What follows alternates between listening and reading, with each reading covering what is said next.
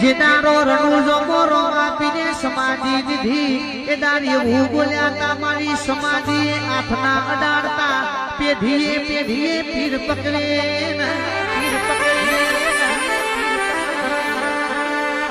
મારા રામદેવજી ના માસે ભાઈ અરખુજી રામદેવજી વચન આલ્યું તું તમને ગોમના છે મારા જરૂર હું ઘોડીએ ચડીર મળવા આયા